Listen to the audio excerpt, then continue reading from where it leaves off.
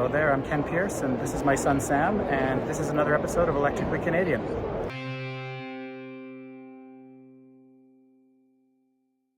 Today, we're at the Calgary International Auto Show, and we just spent a fair amount of time wandering around the show floor here and saw a lot of different EVs, and I'm going to show some footage of those EVs, and we did a little test drive in the Genesis GV70. We might have some footage of that, depends on how well that worked, how good the instructions were I gave my cameraman for that particular part of the video here. And a lot of different footage that you'll see here of the different cars that we saw as we were going around the floor. So, what was your favorite one? Kind of like the Equinox. The Chevy Equinox? Yeah. Okay. So we saw the Equinox pre-production build. I'm not sure if those are out yet or if they're going to be available soon, but it's actually quite a nice looking car. It and the Blazer are very similar, the Blazer EV. You can tell when you get in them that they share a lot of the same sort of common family parts, that kind of thing, the same sort of interior design. The screens across the front. It's a very common theme that you see in a lot of the EVs, you know, screens everywhere. You see some that are like the Mach-E with the giant screen in the middle. You see some that have screens a little more set back. In the Genesis, the screen is a little more set back. It's a little tougher to reach. Still a very nice car. A little test drive we took around the EV track here. There was, I don't know, maybe a dozen different EVs you could take through there. The other thing I noticed while we're here is, as you'll see from the footage, there's obviously a lot of internal combustion engine cars still being manufactured, a lot of plug-in hybrids, a lot of mild hybrids, I guess they call them now. And so there's a lot of variety out in the marketplace and a lot of technology shared among these different platforms. But I did notice that the EVs had a lot more traffic, a lot more foot traffic around them. There seems to be a lot of curiosity about the EVs from people on the show floor here. Whether you're looking at the Lightning, which is in there behind us, the Mach-E, which of course we're very familiar with, having driven one for the last couple of years. But even when you go to the Kia booth, the Hyundai booth, the Genesis booth, the Volvo booth, their EV was just kind of swarming with people at different times.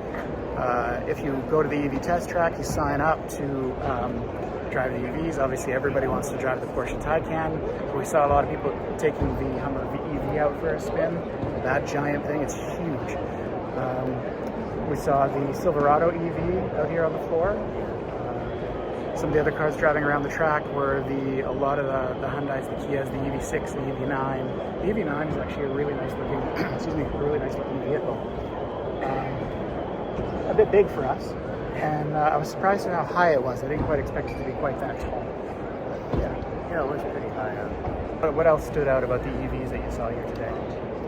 Well, I was just thinking about how there was a lot of people saying they had hybrids that were kind of around it, EVs, and they were talking about that a lot. Yeah, I heard a few people kind of sharing what I think my opinion on it, which is, like, I understand that the hybrids and the plug-in hybrids, they have a place for people, especially people who have range anxiety, that kind of thing.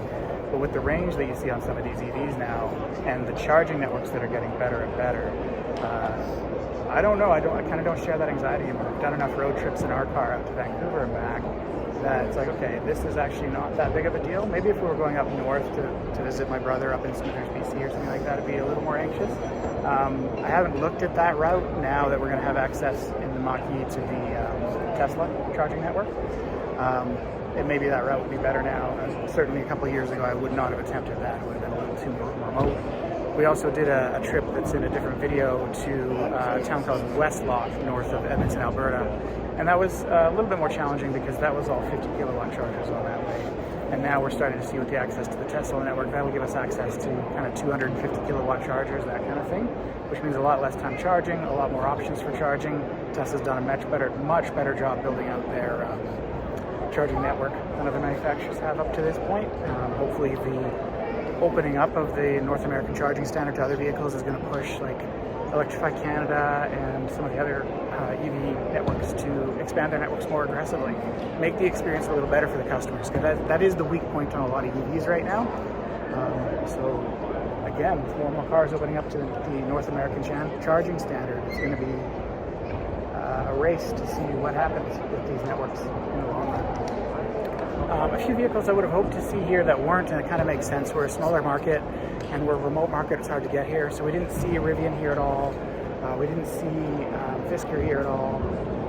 we didn't see Lucid here at all, or any of those sort of higher end, kind of more niche brands. Maybe next year, especially with a company like Rivian, they seem to be really rapidly ramping up. They appear to be on track to sort of be the next Tesla from a ground up platform. With the R2 and the R3 coming out, those are definitely more mass market vehicles than the R1S or the R1T. Would have been nice to see them here, but I understand why they're not. Having said that, Calgary is an oil and gas town. It's really great to see that even in a community like this, where a lot of people's jobs rely on oil and gas and that kind of thing, and the economy that surrounds it, people are recognizing that we're shifting away from that, and so we're going to see more and more electric vehicles, more and more choices in electric vehicles. It was also really nice to see things like the Hyundai Kona coming into play. EVs that are at a much more reasonable price point. They're still more expensive than a gas equivalent. That's going to be the way for a little while, I expect here, at least until battery technology gets a little bit better. It's a little bit cheaper. But, you know, it doesn't take long to offset the cost of that. And smaller, more efficient EVs are going to lead to lower cost, more mass market EVs, and it becomes a virtuous cycle. And I think, you know, that's going to lead to our Government of Canada's track of, you know, eliminating all non-EV sales, or non-green sales, I guess we could call it, because they're not opposed to hydrogen and things like that. But I believe it's 2035, and you know, that is going to sneak up on us very quickly, and we'll see that is here before we know it. Doesn't mean that all the internal combustion engine cars disappear overnight, obviously. They have to rotate out, but that's kind of a 10 to 20 year cycle. So once we hit that tipping point where more than half the cars being made are EVs, we're going to see this massive shift in what the market demands, and then that'll open up more competition, that'll open up more opportunities. Maybe we'll see manufacturers like BYD coming into Canada.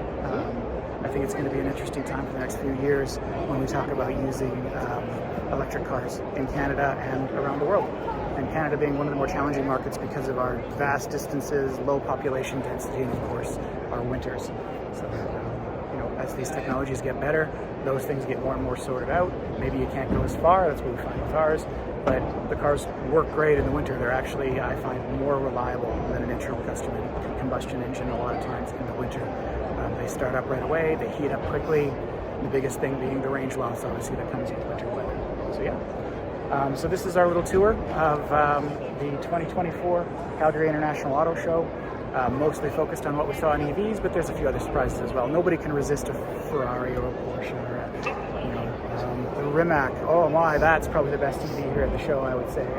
That thing's incredible. Couldn't get that close to it, but it's a beautiful car. A little out of my price range, but you know, we can dream, right? All right. Excellent. Thanks for tuning in, and we hope you enjoyed this video, and we'll see you next time on Electric Canadian.